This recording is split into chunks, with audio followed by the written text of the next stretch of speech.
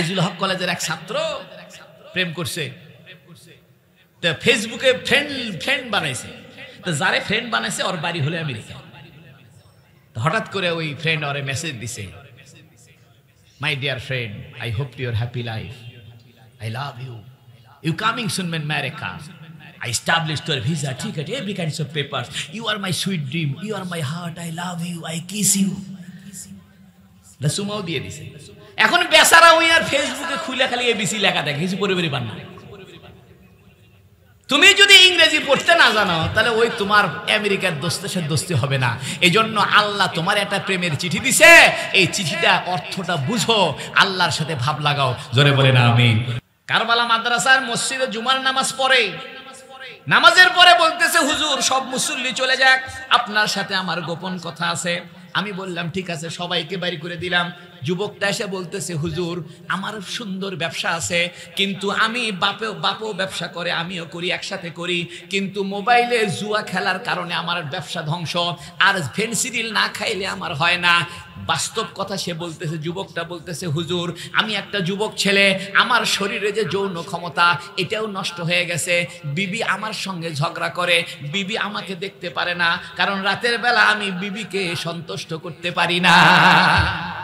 ও যুবক ভাইরা রে আমার, একটু বোঝার চেষ্টা করো, যৌবনকে ধ্বংস করিও না। তোমার যৌবন যদি তুমি ধ্বংস করো, শুধু তুমি একা ধ্বংস হইবে না, তোমার পরিবার ধ্বংস হবে, ভবিষ্যৎ প্রজন্ম ধ্বংস হবে, তোমার সংসার টিকবে না, তোমার বউ আরেকজনের সাথে প্রেম করবে, তুমি যদি বউকে সময় না দিতে পারো। এজন্য তোমাকে আমি হাতে পায়ে ধরে বলতেছি, খবরদার জুয়া খেলার ধান্দায় যাইও না, মোবাইলের ভিতরে উল্টাপাল্টা ল্যাংটা ছবি দেখিও না, মোবাইলের ভিতরে উল্টাপাল্টা জিনিস দেখিও না। এই মোবাইলের অপব্যবহার তোমার লেখাপড়ার জীবন শেষ করে দিবে, তোমার যৌবন শেষ করে দিবে, তোমার বুদ্ধি শেষ করে দিবে, তোমার চিন্তা জগৎকে ধ্বংস করে দিবে, তোমাকে একদম ভিনিশ করে দিবে। এজন্য নিয়ত করো, সব রকমের অবৈধ যৌনতা, জুয়া খেলা এবং নেশা করার থেকে আল্লাহ তোমাদেরকে বাঁচায় রাখো। আলহামদুলিল্লাহ الحمد لله وكفى وسلام على عباده الذين اصطفى الحمد لله الذي وحده والصلاة والسلام على من لا نبي بعده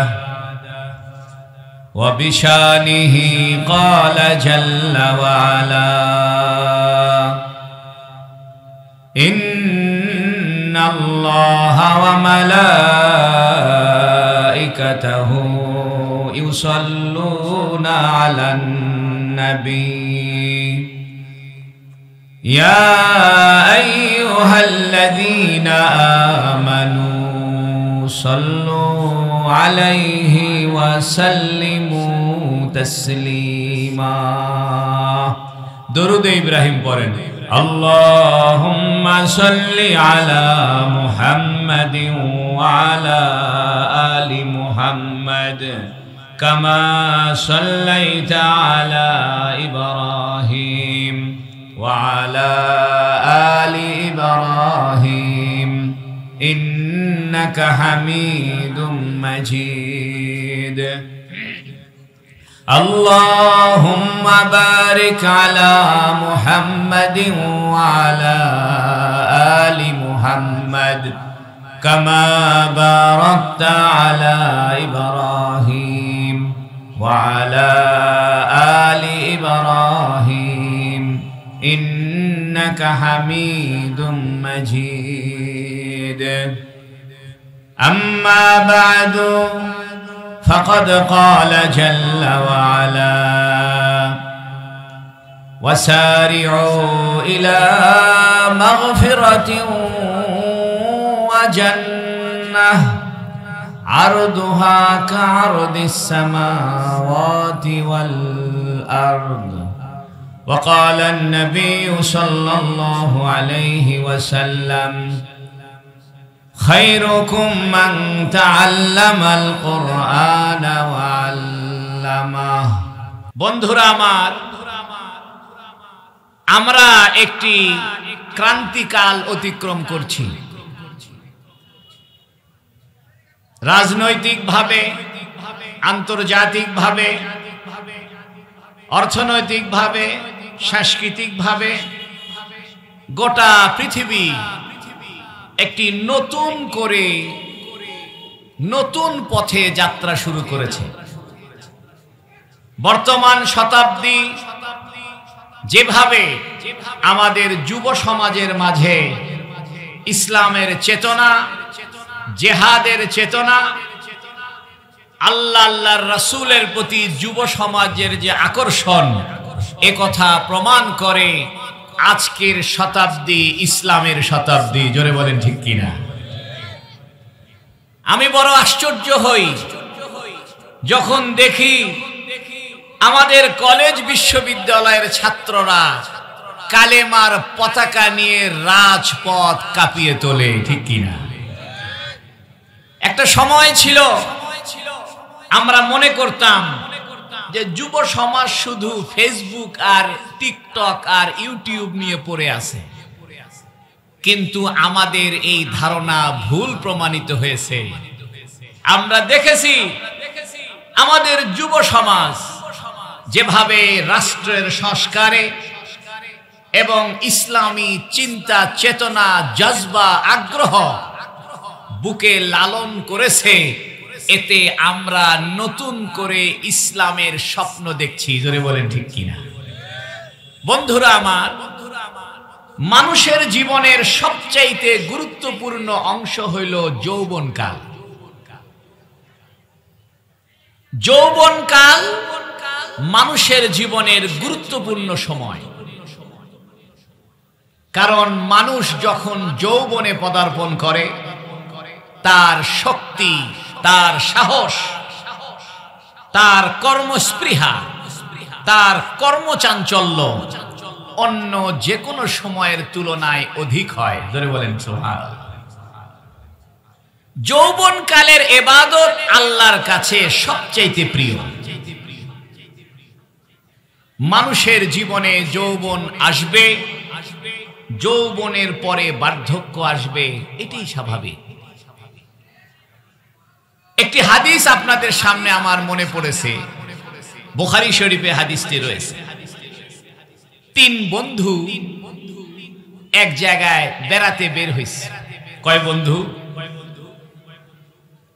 যারা আপনারা জহুরুল নগরের যুব সমাজ আছেন, রাস্তায় ঘুরতেছেন, তাড়াতাড়ি আসেন, যুব সমাজের একটা হাদিস বলবো, বলেন আমিন। তিন বন্ধু, যুবক বন্ধু, এই তিন বন্ধু বের হইছে। হঠাৎ করে রাস্তায় বৃষ্টি আরম্ভ হয়েছে। হাদিসটা বুখারী শরীফে আছে, মুসলিম শরীফেও আছে। তো যখন বৃষ্টি শুরু হয়েছে, তিন বন্ধু একটা পাহাড়ের গুহার ভিতরে, পাহাড়ের ভিতরে যে ফাঁকা থাকে একটু গুহা, গর্ত, এই গর্তের ভিতরে আশ্রয় নিয়েছে বৃষ্টি থেকে বাঁচার জন্য।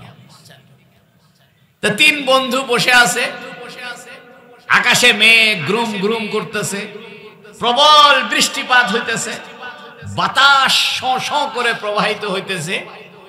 তিন যুবক বন্ধু পাহাড়ের গুহায় চুপ করে বসে আছে।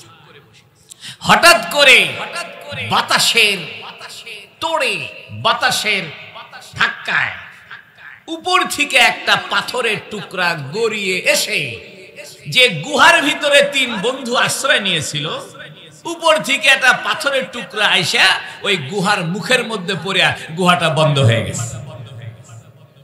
এখন তিনজন যুবকের তো অবস্থা খারাপ, ঠিক কিনা? 1 ঘন্টা 2 ঘন্টা পার হয়ে যায়, কোনো উপায় নাই, কারণ পাহাড়ের আশেপাশে কোনো মানুষ নাই। আর পাথরটা তিনজন মিলে ধাক্কা দিয়ে যে সরায় দিবে এই শক্তিও হইতেছে না, পাথরের টুকরাটা অনেক বড়। বেশ কিছুক্ষণ পর তিনজন যুবক পরামর্শ করতেছে কি করা যায়, কারণ কোনো মানুষ নাই, আমাদের এই পাহাড়ের পাথরের টুকরা সরায় আমাদেরকে বের করবে, আওয়াজ দিয়েও কোনো লাভ নাই, আশেপাশে আওয়াজ যাওয়ার কোনো পরিস্থিতি নাই। তিন যুবক বন্ধু বলতেছে কি করা যায়। তো তিনজন মিলে পরামর্শ করছে যে এক কাজ করো, আমরা আমাদের জীবনের সবচাইতে গুরুত্বপূর্ণ কোন কাজ, যে কাজটা আমরা আল্লাহকে খুশি করার জন্য করেছি বলে মনে হয়, সেই রকম কাজের উসিলা দিয়ে আল্লাহর কাছে দোয়া করি, দেখি তো আল্লাহ আমাদের দোয়া কবুল করে কিনা। বুঝা গেল মানুষের জীবনে কিছু কাজ এমন করতে হয় যে কাজগুলো শুধু আল্লাহকে খুশি করার জন্য। এক বন্ধু বলতেছে, বন্ধু সারাটা জীবন তো আমি কোনো ভালো কাজ করি নাই, তবে আমার মনে হইতেছে একটা কাজ আমার খুব ভালো হয়েছে, এই কাজটা শুধু আমি আল্লাহকে খুশি করার জন্য করেছি, কাউকে খুশি করার জন্য করি নাই। দোস্ত বলতেছে, বন্ধু কি কাজ তুমি করছো? বন্ধু বলে, আমার ছোট ছোট বাচ্চা আছে, প্রত্যেকদিন আমি বাড়িতে আসি, দুধ দহন করি, দুধ দহন করার পরে আগে আমার মা বাবাকে প্রথমে খাইতে দিই, এরপরে আমি দুধ আমার বাচ্চাদেরকে পান করতে দিই। একদিনের ঘটনা এমন হয়েছে, আমি বাড়ির থেকে এসেছি, বাইরে থেকে এসেছি, ছাগলের দুধ দহন করেছি, আমার মা বাবাকে আগে দুধটা পান করাবো, কিন্তু গিয়ে দেখি মা বাবা ঘুমিয়ে পড়েছে।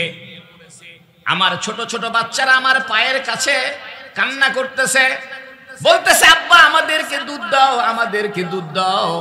আমি বললাম, বাবা আমি সারাটা জীবন মা বাবাকে আগে দুধ না পান করিয়ে কোনোদিন আমার সন্তানদেরকে খাওয়াই নাই, আমি আজকেও তোমাদেরকে দুধ খাওয়াইতে পারবো না। ওই ছেলেটা বলতেছে, পাহাড়ের গুহার ভিতরে আটকা পড়ার পরে বলতেছে, বাচ্চারা কাঁদতেছে, পায়ের সঙ্গে বেরি লাগতেছে, পায়ের সঙ্গে পেঁচ খাইতেছে, সারা রাত আমি দুধের গ্লাস নিয়ে দাঁড়িয়েছিলাম, কখন আমার মা বাবার ঘুম ভাঙবে, যখনই ঘুম ভাঙবে তখনই আমি আমার মা বাবাকে প্রথমে দুধটা পান করাবো, এরপরে আমি আমার সন্তানদেরকে দুধ পান করাবো। যুবক ছেলেটা বলছে, বন্ধুরে এভাবে সারা রাত আমি আমার মা বাবার মাথার সামনে দাঁড়িয়েছিলাম, ফজর পর্যন্ত দাঁড়িয়েছিলাম, আমার সন্তানেরা কান্না করতে করতে এক সময় ঘুমিয়ে পড়েছে, তবুও আমি আমার সন্তানদেরকে আগে দুধ পান করাই নাই। যখন সকাল হওয়ার পরে আমার মা বাবা ঘুম থেকে উঠেছে, তখন সর্বপ্রথম মা বাবাকে আমি দুধ পান করিয়েছি। ওই যুবকটা বলতেছে, আল্লাহ যদি এই কাজটা আমি তোমাকে খুশি করার জন্য করে থাকি, কারণ আমার সন্তান আমার কাছে প্রিয়, সন্তান ছোট ছোট ছিল, আমি সন্তানকে দুধ না পান করিয়ে আমার মা বাবাকে দুধ পান করার জন্য আমি সারা রাত জাগ্রত থেকেছি। ওগো আমার দয়ার আল্লাহ, তোমার কাছে যদি আমার এই আমলটা বড় পছন্দনীয় হয়, তাহলে তুমি এই আমলের উসিলায় পাথরের টুকরা ফাঁকা করে দাও। এই দোয়া করার সঙ্গে সঙ্গে পাথরের টুকরা একটু সামান্য ফাঁকা হয়ে যায়। তবে যে পরিমাণ ফাঁকা হয়েছে, সেই পরিমাণ ফাঁকা দিয়া তিনজন যুবক গুহার থেকে বের হইতে পারবে না। বাকি দুইজন যুবক বলতেছে, বাবারে তুই তো ভালো কাজ করছস, কিন্তু যে পরিমাণ পাথর ফাঁকা হয়েছে সেই পরিমাণ ফাঁকা দিয়ে তো আমরা বের হতে পারবো না। বন্ধু আমার, এখান থেকে একটা কথা বুঝেন, মা বাবার খেদমতের উসিলায় আল্লাহ দোয়া কবুল করে। আল্লাহু আকবার। ও যুব সমাজ, এই হাদিস থেকে তোমার জন্য শিক্ষণীয় বিষয় হলো, মা বাবাকে সর্বপ্রথম প্রাধান্য দিবা, মা বাবাকে সবচাইতে বেশি প্রায়োরিটি দিবা, মা বাবার খেদমত করবা। মা বাবার খেদমতের উসিলায় দোয়া করে পাথর সরে যায়। আল্লাহু আকবার। কোন মানুষে পাথর সরাইতে পারে না, কোন মানুষ পাথর সরাই নাই, সরাসরি আল্লাহর রহমতে ফেরেশতারা পাথর সরিয়ে দিয়েছে। এর দ্বারা বোঝা যায় দোয়া কবুল হওয়ার জন্য বড় একটা মাধ্যম হইল মা বাবার খেদমত করা। একটি হাদিসে রয়েছে, হাদিসটা সনদের দিক থেকে একটু দুর্বল, তারপরেও গ্রহণযোগ্য, অগ্রহণযোগ্য নয়। সেটি হলো, কোন ব্যক্তি যদি তার মা বাবার চেহারার দিকে মোহব্বতের নজরে একবার তাকায়, তার আমল নামার ভিতরে একটা কবুল ওমরা হজের সওয়াব লেখা হয়। মা বাবার চেহারার দিকে তাকাইলে গুনাহ মাফ হয়, কাবা ঘরের দিকে তাকাইলে গুনাহ মাফ হয়, কোরআন শরীফের দিকে তাকায় থাকলে গুনাহ মাফ হয়। বন্ধু আমার, চোখের দৃষ্টির একটা কাজ আছে, চোখের দৃষ্টির দ্বারাও সওয়াব কামাই করা যায়। সুন্দর একটা গোলাপ ফুলের দিকে তাকাইলে যেমন ভালো লাগে, সুন্দর লাগে, মনটা খুশি খুশি লাগে। আল্লাহ এমন তিনটা জিনিস বানিয়েছেন যে তিনটা জিনিসের দিকে তাকায় থাকলে ফিরি ফিরি সওয়াব হয়। এক নাম্বার, মা বাবার চেহারার দিকে তাকাইলে ফিরি ফিরি সওয়াব হয়, গুনাহ মাফ হয়ে যায়, সগীরা গুনাহগুলো মাফ হয়ে যায়। কুরআনুল কারীমের দিকে তাকায় থাকলে গুনাহগুলো মাফ হয়ে যায়। আর বাইতুল্লাহ শরীফের দিকে, কাবা ঘরের দিকে তাকাইলে তার আমলনামার গুনাহগুলো, সগীরা গুনাহ মাফ হয়ে যায়। এজন্য আপনারা আজকে থেকে নিয়ত করেন, মা বাবার সঙ্গে খারাপ ব্যবহার করবেন না। এমন একটা সময়ে আমরা এসেছি, ছেলে নামাজ পড়ে, ইসলামী রাষ্ট্র চায়, ইসলামী খেলাফত চায়, ইসলামের জন্য জান দিতে চায়, কিন্তু মা বাবার সঙ্গে তার সম্পর্ক খারাপ। মা বাবার কথা যদি আপনি না মানেন, বুঝবেন আপনার দোয়া কবুল হবে না। মা বাবার পায়ের নিচে সন্তানের জান্নাত। এক সাহাবী এসে বলতেছে, ইয়া রাসূলুল্লাহ, আমি জিহাদে যাব। নবী বলতেছে, তোমার মা বাবা আছে? আবু দাউদ শরীফের হাদিস। ওই সাহাবী বলতেছে, ইয়া রাসূলুল্লাহ, আমার মা আছে। নবী বলতেছে, তোমার মায়ের থেকে অনুমতি নিয়ে আসো। যদি মায়ে অনুমতি না দেয়, জিহাদে যাইতে নবী নিষেধ করছে। কারণ মা বাবা যদি অসুস্থ থাকে, তার যদি সেবা করার লোকের প্রয়োজন থাকে, তার জন্য হজে যাওয়াও জায়েজ নেই। বৃদ্ধ মা বাবা অসুস্থ অবস্থায় যদি সন্তানকে হজের অনুমতি না দেয়, হজে যাওয়া জায়েজ নাই। বৃদ্ধ মা বাবা যদি সন্তানকে জিহাদে যাওয়ার অনুমতি না দেয়, জিহাদে যাওয়া জায়েজ নাই। এজন্য আমি জহুরুল নগরের যুব সমাজ সহ সমস্ত যুব সমাজকে বলবো, তোমরা ইসলাম কায়েমের জন্য আগ্রহী, সঠিক পরিবর্তন এনেছো, তোমাদের নিজেদের ভিতরে পরিবর্তন আনতে হবে। সেই পরিবর্তনটা হইল মা বাবার সঙ্গে ভালো ব্যবহার করতে হবে। বন্ধু আমার, মা বাবাকে অসন্তুষ্ট রেখে কেউ কোনোদিন, খবরদার খবরদার, এ কথা মনে করিও না যে মা বাবা বেশি আমার চেয়ে বোঝে না, তুমি বড় জ্ঞানী হইছো। প্রত্যেকটা সন্তান মনে করে, যৌবনের শুরুতে মনে করে যে আমার মা বাবা হলো আমার প্রধান শত্রু। কারণ মা বাবা মোবাইল ব্যবহার করতে নিষেধ করে, মা বাবা হুন্ডা জোরে চালাইতে নিষেধ করে, মা বাবা প্রেম প্রীতি করতে নিষেধ করে। এই জন্য প্রত্যেক যুবকের কাছে তার মা বাপ হলো শত্রু, আর বন্ধু বান্ধব হলো তার আসল জিগার দোস্ত, ঠিক কিনা? বন্ধু বান্ধব ডাক দিছে, চলো তো বন্ধু ঘুরে আসি, সারিয়াকান্দি প্রেম যমুনার থেকে ঘুরে আসি। তুমি চলে গেলা। মায়ে বলতেছে, বাবা একটু বাজার করে আন। কয়, মা আমার সময় নাই।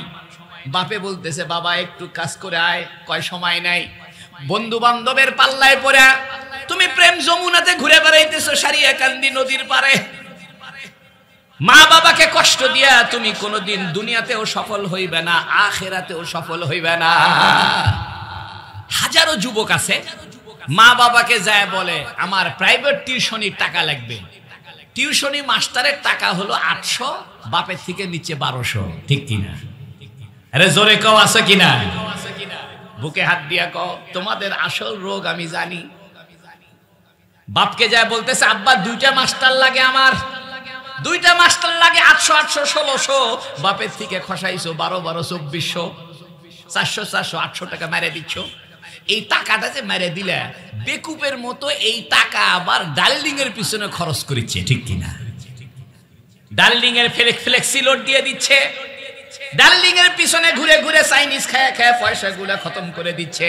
ও যুবক, তোমার বাপে ঘাম ছাড়িয়ে দিয়া, গায়ের ঘাম ফেলে দিয়ে যে পয়সা কামাই করে, জমিতে আল নিংরানি দিয়া ধান চাষ করে, আলু চাষ করে, রোদের ভিতরে পুড়িয়া, বৃষ্টির ভিতরে পুড়িয়া কত কষ্ট করে টাকা কামাই করে। তুমি এই টাকাটা ভুল কথা বলে, মিথ্যা কথা বলে কামাই নিয়ে আসতেছ। এসে 800 টাকা মাস্টারকে দিলা, আর 400 টাকা ডার্লিং এর পিছনে খরচ করলে। বুকে হাত দিয়ে বলো, কাজটা সঠিক না বেঠিক? এই জন্য এই কাজ করবেন না। 3 জন যুবক পাহাড়ের গুহার ভিতরে আটকা পড়ছে, মনে আছে তো আপনাদের?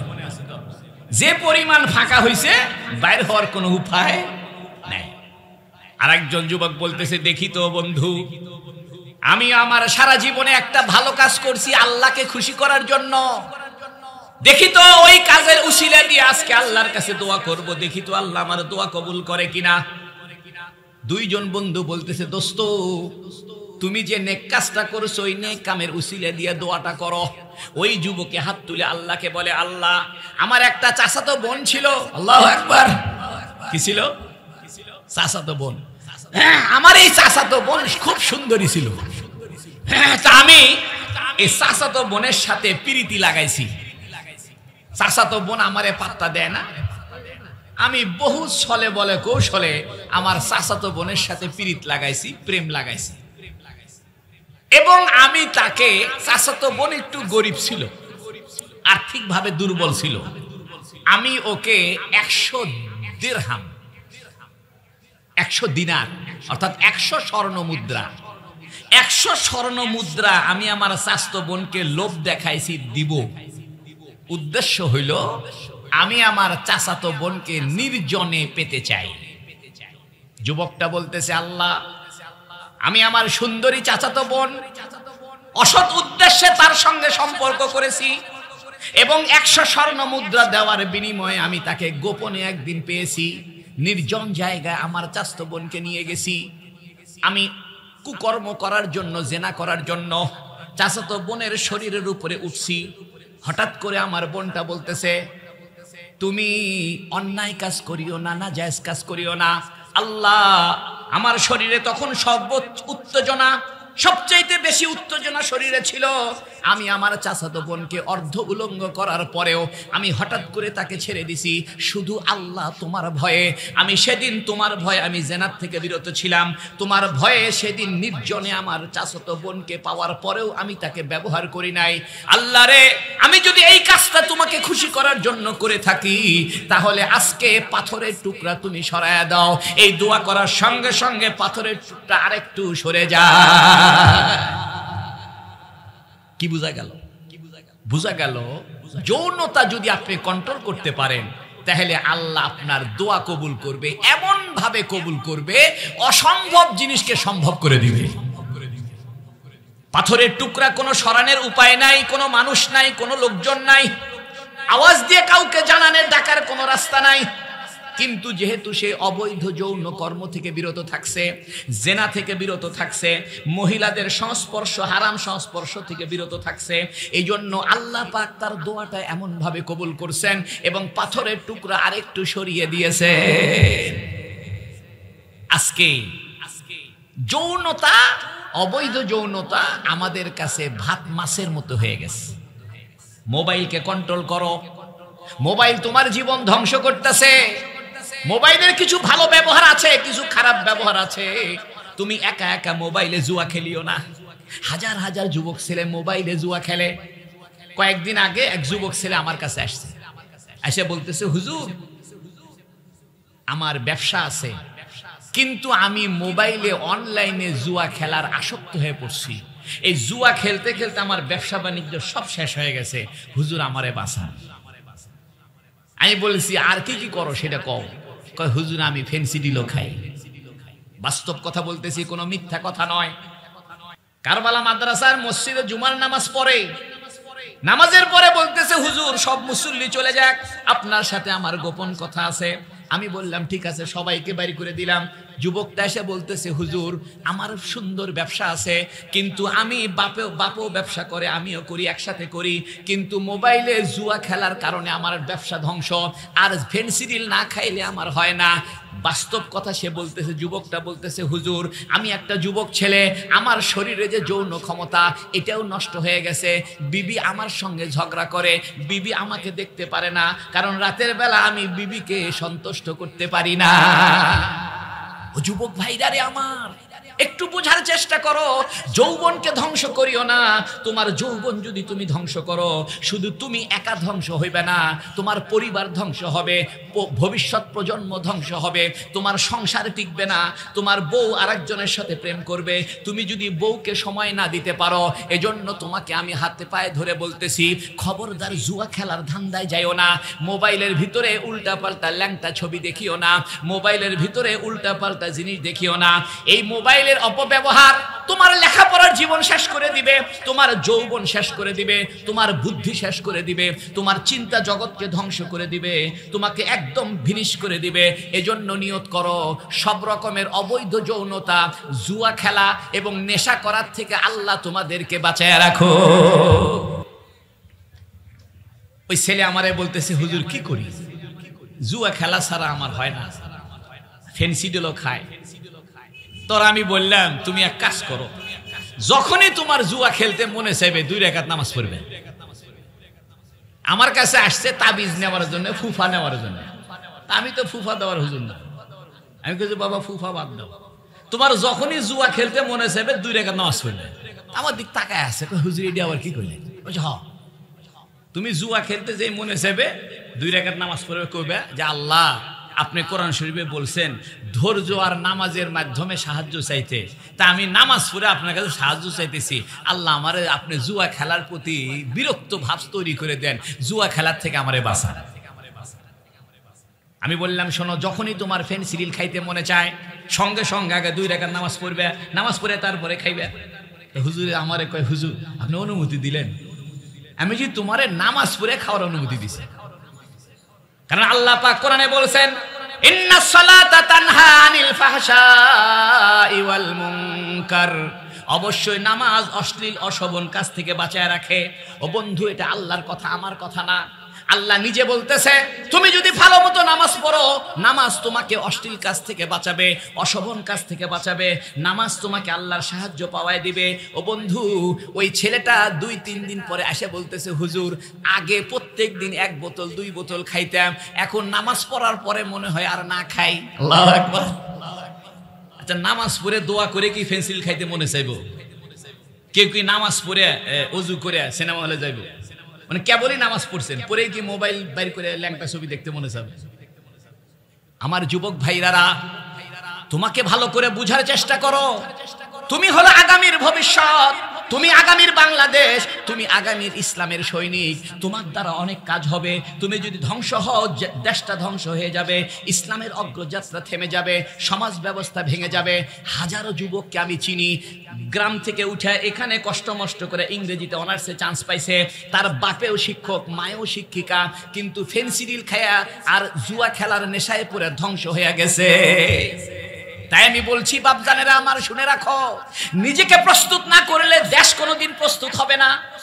নিজেকে গঠন না করলে কোনোদিন ইসলাম কায়েম হবে না।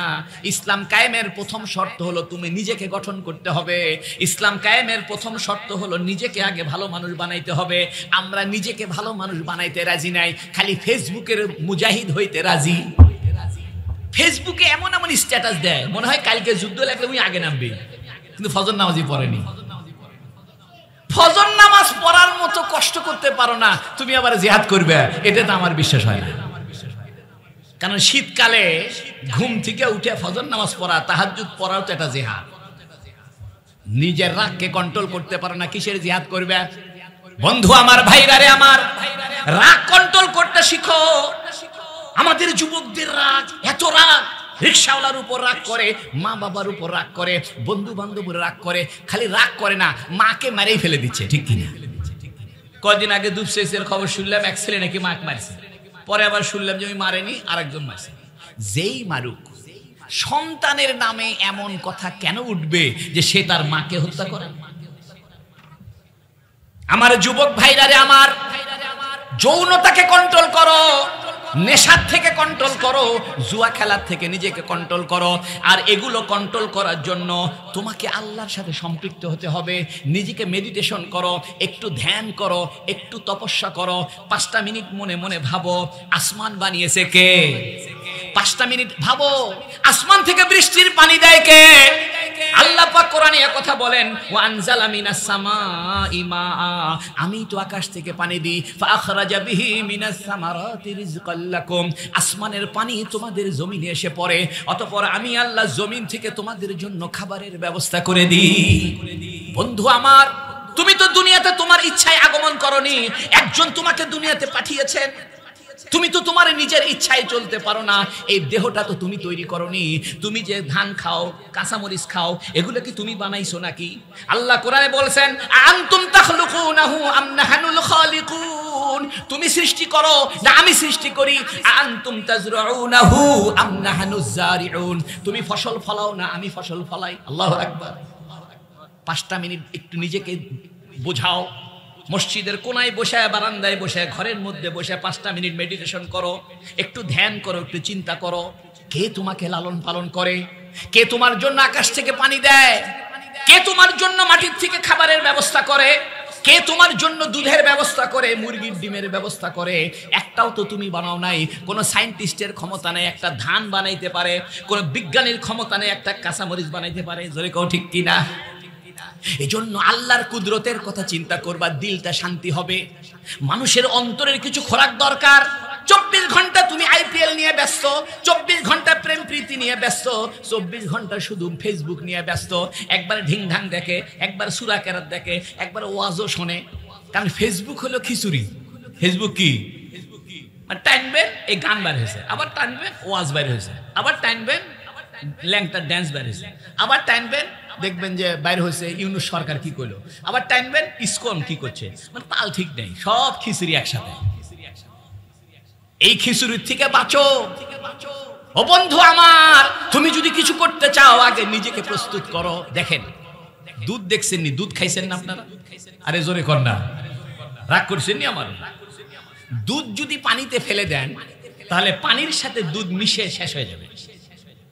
আর দুধ যদি আপনি মাখন তৈরি করেন, ছানা তৈরি করেন দুধ দিয়ে, সেই মাখন যদি পানিতে ফেলেন, মাখন কি পানির সাথে মিশে যাবে? যাবে না, ভাসতে থাকবে। নিজেকে মাখন হিসাবে তৈরি করো। নিজেকে দুধের মতো তৈরি করে লাভ হবে না। দুধের থেকে মাখন নিজেকে তৈরি করো, নিজেকে মজবুত তৈরি করো।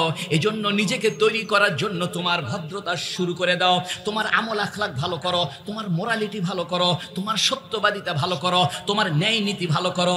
এজন্য তুমি নিজেকে মাখন হিসেবে তৈরি করো। যেখানে যাইবা সেখানে তুমি উচ্চতায় ভাসতে থাকবা। সাগরের ঢেউ উঠছে, ঢেউয়ের মধ্যে দুধ ফেলে দাও, দুধ শেষ হয়ে যাবে। কিন্তু ঢেউয়ের মধ্যে যদি মাখন ফেলে দাও, ঢেউ যতই উপরে উঠুক মাখন ততই উপরে উঠবে। পানি মাখনকে ধ্বংস করতে পারে না। ও বন্ধু, তোমাকে মাখন তৈরি করতে হবে। এই তৈরি করার জন্য আল্লাহর সাথে সম্পৃক্ত হতে হবে, রাসূলের সুন্নত মতো চলতে হবে। একটু আল্লাহর সঙ্গে কান্নাকাটি করো, আল্লাহর সামনে সেজদায় পড়ে যাও, আল্লাহকে বলো, আয় আল্লাহ, তুমি আমাকে বানিয়েছো, আসমান বানিয়েছো, জমিন বানিয়েছো, আমার লেখাপড়ার রেজাল্ট ভালো করে দাও, আমার একটা ভালো চাকরির ব্যবস্থা করে দাও, অথবা একটা কর্মসংস্থানের ব্যবস্থা করে দাও। নিজের সুস্থতার জন্য আল্লাহর কাছে চাও। আল্লাহ বলে, আমার কাছে যে বান্দা চায় না আমি তার উপরে রাগান্বিত হই। আর আল্লাহ পাক নবীর দ্বারা বলতেছে, যে বান্দা আমার কাছে হাত তুলে চায় আমি তাকে হাত ফিরায় দিতে, খালি হাত ফিরায় দিতে লজ্জাবোধ করি। বন্ধু আমার, নিজেকে প্রস্তুত করো, যে কোনো সময় মৃত্যু এসে যাবে। ইউনূসের মতো ইউনূস থেকেই যাবে, ইসকনের মতো ইসকন থেকেই যাবে। ঝগড়াঝাটি, মান্নামারি, গন্ডগোল থাকবেই থাকবে। গজওয়াতুল হিন্দ হবে, এগুলো সব জানা কথা। ইমাম মেহেদী আসবে, দাজ্জাল আসবে, কিয়ামত হবে, সব টাইম মতো হবে। মাঝখানে তুমি ফুটুস করে চলে যাবে, কিন্তু কি নিয়ে গেলে সেইটাই বড় কথা। মানুষকে ভালো করার পিছনে ব্যস্ত, নিজেরকে ভালো করার ধান্দা নাই। আমরা ওয়াজ করতেছি মানুষকে ভালো করার নিয়তে, এটা ভুল। ওয়াজ করতে হবে নিজেকে ভালো করার নিয়তে। জোরে কোন ঠিক কিনা? এখন সবাই মানুষকে নিয়ে ব্যস্ত, নিজেকে নিয়ে কেউ ব্যস্ত নাই। আর নিজেকে নিয়ে যে ব্যস্ত সেটা হলো পয়সা, টাকা পয়সা। নিজেকে ভালো করার জন্য কারো ধান্দা নাই। বন্ধু আমার, আমি তোমাকে বলি, শোনো, মানুষের যেমন শারীরিক একটা সুস্থতা দরকার, মানুষের অন্তরের একটা সুস্থতা দরকার। এই অন্তরের সুস্থতা আল্লাহ পাক রাখছে জিকিরের ভিতরে। জিকির মানে শুধু সুবহানাল্লাহ সুবহানাল্লাহ করার নাম জিকির না, এটাও জিকির। তবে সবচেয়ে বড় জিকির হলো আল্লাহকে স্মরণ করা, অর্থাৎ এ কথা মনে করা সব কিছুর ক্ষমতা কার। মনে মনে এ কথা চিন্তা করা, আমার জীবনের মালিক কে? আমার মৌতের মালিককে। আমি তো আমার ইচ্ছায় আসি নাই, এই শরীর তো আমার মালিকানা নয়। কারণ শরীরের মালিক যদি আমি হইতাম তাহলে দাড়িগুলা কোনোদিন সাদা হইতে দিতাম না। দিতাম? আমার কি মনে চায় বুড়া হয়ে থাকি? আমার বউ মধ্যে মধ্যে কয় বুড়া হয়ে গেলে। আমার তো মনে চায় আমি 26 বছরের যুবক এখনো থাকি, কিন্তু উপায় নাই, শরীর আমার কথা শোনে না। যেরকম ঠিক কিনা? আল্লাহ বুঝায় বান্দা, এই শরীর তোমার কথা মতো চলবে না, শরীর আমার কথায় চলবে, তোমার কথায় কিচ্ছু হবে না। তুমি চাও আর না চাও তোমাকে বার্ধক্যে পতিত হতে হবে। তুমি চাও আর না চাও তোমার শরীরের মধ্যে অসুখ ঢুকাবো। তুমি চাও আর না চাও ডায়াবেটিস ঢুকায় দিব। তুমি চাও আর না চাও পেট খারাপ ঢুকায় দিব। চাও আর না চাও হাড়ের ব্যারাম ঢুকায় দিব। চাও আর না চাও তোমার ভিতরে জ্বর ঢুকায় দিব। যদি ডায়াবেটিস ঢুকানোর ক্ষমতা আমার হাতে থাকতো যে খুব ঢুকাইতে দিব না, একটা মানুষও ডায়াবেটিস ঢুকাইতে দিত না, ঠিক কিনা? মানে আল্লাহ সিগন্যাল দিচ্ছে, বান্দা শোনো, তোমার কথা মতো চলা যাবে না। যুবকেরা মনে করছে যুবকেরা মরবে না, আরো 20-30 বছর পরে মরবে। এ কথা ভুল কথা। লাখো যুবক দুনিয়া থেকে যৌবন অবস্থায় মারা যাচ্ছে, ঠিক কিনা? এজন্য প্রত্যেক দিন 2 রাকাত নামাজের পরে একটু ধ্যান করো, নিজেকে নিয়ে ভাবো, আল্লাহর সৃষ্টির রহস্য নিয়ে ভাবো, আল্লাহর কাছে নতজানু হও, আল্লাহর কাছে নিজেকে সোপর্দ করো, আল্লাহর কাছে বলো, হে আল্লাহ তুমি আমারে বানাইছো, আমারে বেইজ্জত কি জন্য করবে?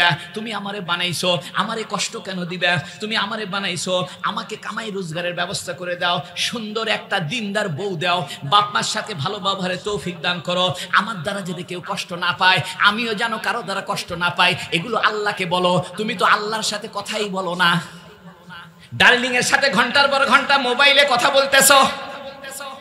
রাতের বেলা তুমি ফেসবুকে, মেসেঞ্জারে, ইউটিউবে আর ওই যে হোয়াটসঅ্যাপের মধ্যে ঘন্টার ঘন্টা ডার্লিং এর সাথে মেসেজে কথা বলতেছো, ছবি পাঠাচ্ছ, মেসেজ দিচ্ছ।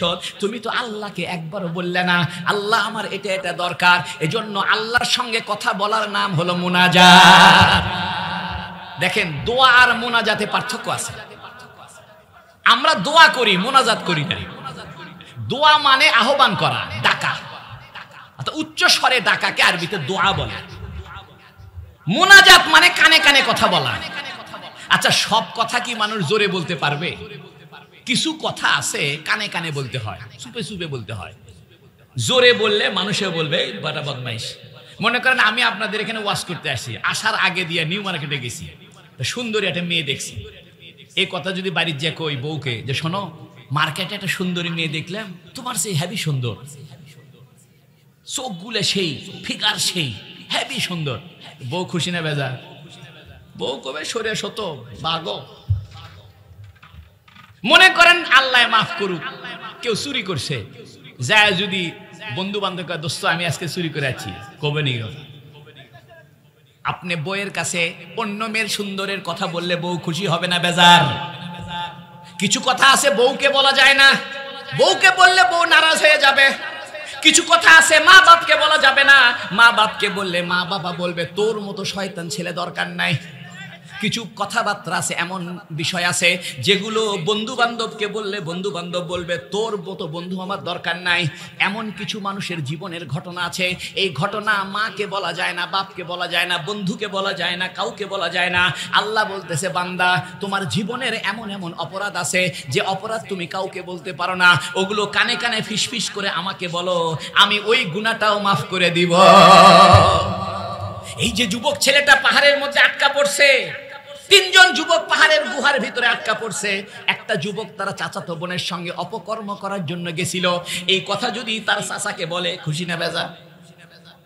এই কথা যদি চাচি গিয়ে বলে যে চাচি আপনার মেয়ের সাথে তো আমার এই ঘটনা, চাচি খুশি না বেজা? বাপ মাকে বললে বেজা, আল্লাহকে বললে আল্লাহ খুশি।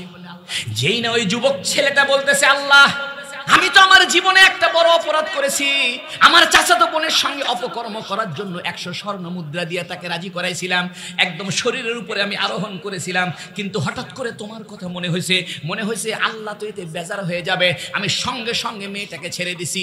আল্লাহ এই কাজটা যদি তোমাকে খুশি করার জন্য করে থাকি তাহলে পাথরের টুকরাটা আরেকটু সরায়া দাও।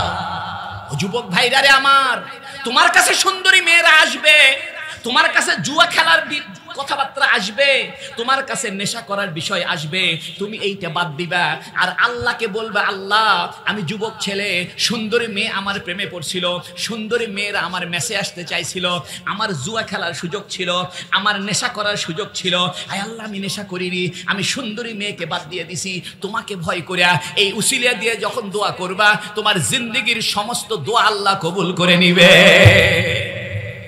বন্ধু আমার, ভাইরারে আমার, নিজেকে প্রস্তুত করো। মুনাজাত বলা হয় কানে কানে কথা বলা, সমস্ত কথা কানে কানে বলে না, যেগুলো কথা জোরে বললে মানুষে খারাপ বলবে ওই কথাগুলো মানুষ কি বলে, কানে কানে বলে।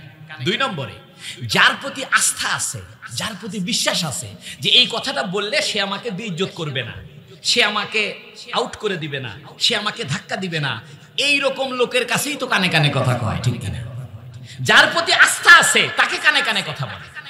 মুনাজাত হইল আল্লাহর উপরে আস্থা রাখা এমন কথা আল্লাহকে চুপে চুপে বলা, যে কথাটা পাবলিকের কাছে বলা যায় না, মা বাবার কাছে বলা যায় না, বন্ধু বান্ধবের কাছে বলা যায় না। ও যুবক, তুমি তো কোনোদিন মুনাজাত করো নাই, সারা জীবন দোয়া করছো, কোনোদিন মুনাজাত করো নাই, আজকে থেকে মুনাজাত করবেন, পারবেন না ইনশাআল্লাহ? অনেকে কয় হুজুর আমার জন্য একটু দোয়া করেন। দোয়া তো আপনি করবেন, আপনি একটু মুনাজাত করেন, কারণ মুনাজাত তো আমি করতে পারবো না। মনে করেন এই যে আমার লাইট হাউসের ভাই, তো উনার মুনাজাত কি আমি করতে পারবো? উনার আমার মুনাজাত কি উনি করতে পারবে? কারণ আমি গোপনে কি অন্যায় করছি এটা জানেনি। এই জন্য মুনাজাত ব্যক্তিগত, দোয়া সবাই মিলে করা যায়। আমরা মসজিদে দোয়া করছি, রব্বানা আতিনা ফিদ দুনিয়া, আল্লাহ মাফ করে দেন, আব্বা মা মাফ করে দেন, বেহেশত দেন, অসুখ ভালো করে দেন, এলে দোয়া করতে কোনো শরম আছে? আর ইমাম সাহেব, আমি ইমাম সাহেব কারবালা মসজিদ, আল্লাহ গতকালকে একটা সুন্দরী মেয়ে দেখছিলাম, সেই আগ্রহ লাগছিল, আল্লাহ মাফ করে দেন, কেউ নামাজ পড়বে আমার পিছনে? পাকা শয়তান হুজুর, এটা বাইর কর।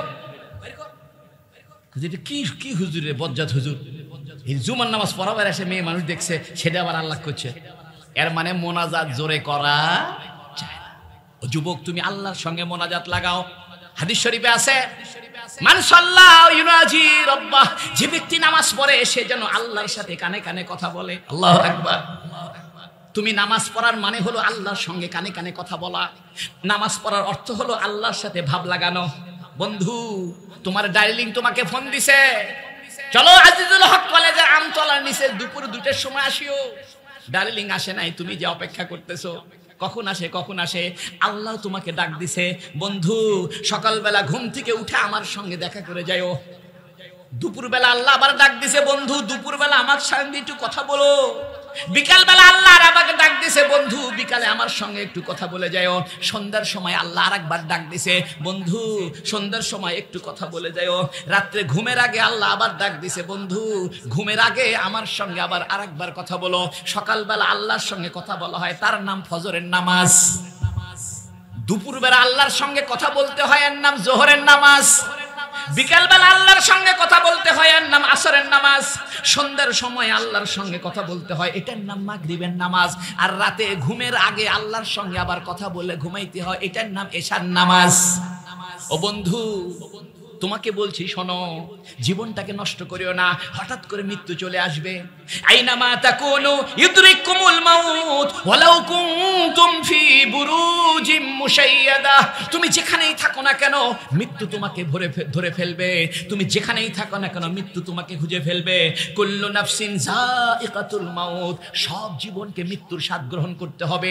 ও বন্ধু, এই জীবনটা আসল জীবন নয়, মৃত্যুর পরের জীবনটাই হলো আসল জীবন। হঠাৎ করে মরে যাবে, তোমার কাফনের কাপড় প্রস্তুত করা হবে, বন্ধু বান্ধব কান্নাকাটি করবে, ফেসবুকে স্ট্যাটাস দিবে যে গতকালকে বন্ধুর সঙ্গে কথা হলো, আজকে আর বন্ধু নাই। তোমার জন্য কবর খনন করা হবে, তোমার জন্য বাঁশ কাটা হবে, তোমার জন্য কাফনের কাপড় প্রস্তুত করা হবে।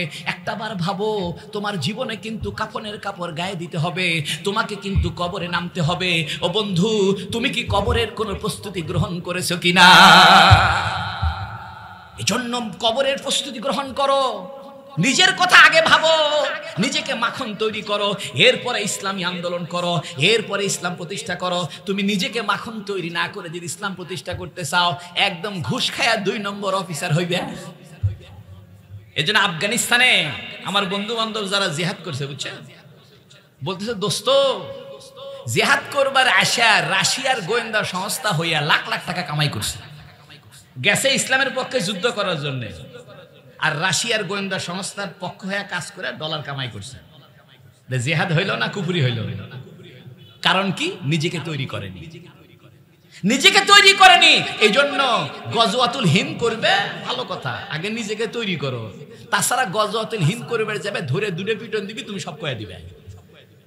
এই জন্য এক সাহাবী বলতেছি, ইয়া রাসূলুল্লাহ দোয়া করেন যেন আমি জিহাদে যাইতে পারি।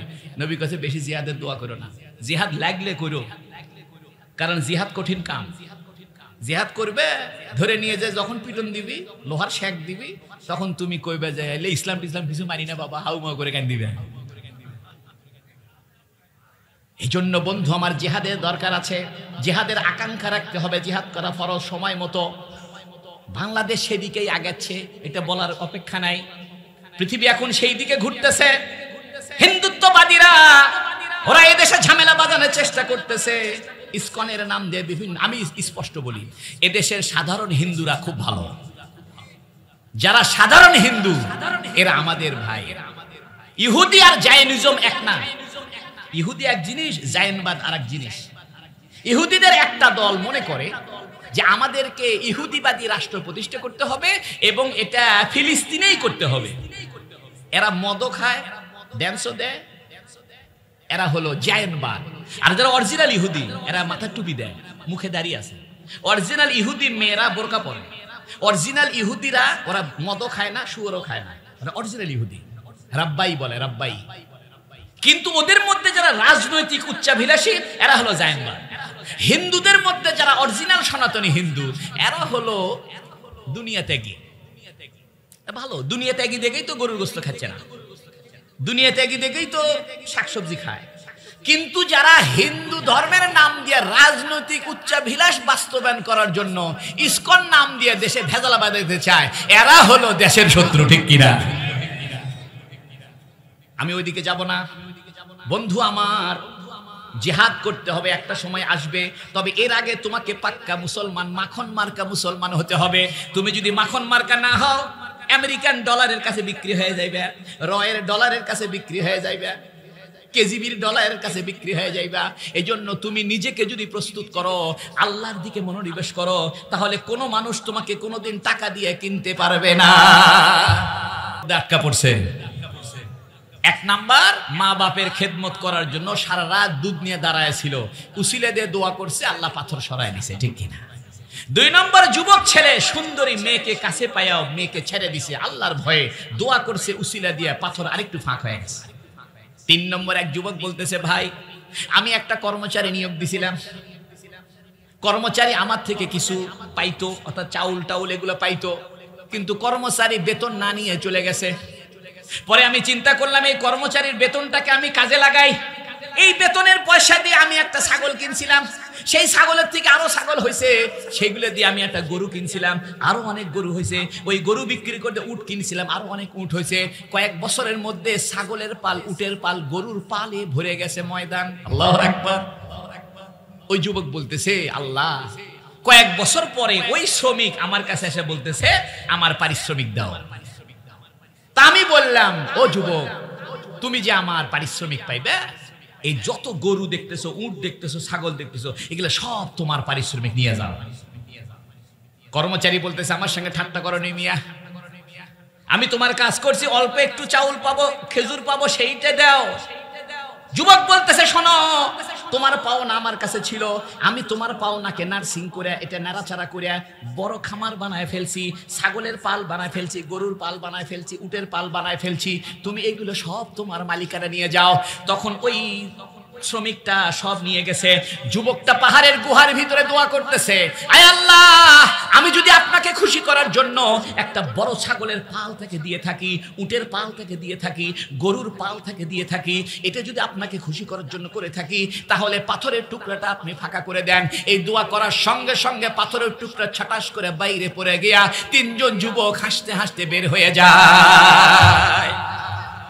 আল্লাহ পাক কোরআনে বলছেন, ওয়াসারিউ ইলা মাগফিরাতিন ওয়া জান্নাহ, ও দুনিয়ার মানুষ, আল্লাহর ক্ষমার দিকে দৌড়াও, আল্লাহর ক্ষমার দিকে দৌড়াও। ওয়াসারিউ ইলা মাগফিরাতিন ওয়া জান্নাহ, তুমি আল্লাহর ক্ষমা পাওয়ার জন্য দৌড়াও। আল্লাহ যদি তোমারে ক্ষমা করে তুমি জান্নাত পাইয়া যাইবা। ও যুবক, বুখারী শরীফের হাদিস এটা, মুসলিম শরীফের হাদিসটা আছে, সিয়াসিত্তার সব কিতাবে হাদিসটা আছে। তিনটা জিনিস তোমাদেরকে বললাম। এক নম্বর, মা বাবার খেদমত করো, দোয়া কবুল হবে। দুই নম্বর, যৌনতা থেকে বেঁচে থাকো, অবৈধ যৌনতা থেকে বেঁচে থাকো, দোয়া কবুল হবে। তিন নম্বরে, পাওনাদারের পাওনা বুঝায় দাও। তোমার থেকে যে পাওনা পাবে, তুমি তো মিয়া মুদিখানার দোকানে বাকি খাইছো, দেওয়ার নাম নাই। সেই দিন পেপারে দেখছি মধুর ক্যান্টিনে আমাদের সোনার ছেলেরা এত টাকার বাকি খেয়ে গেছে, লাখ লাখ টাকার বাকি খেয়ে গেছে।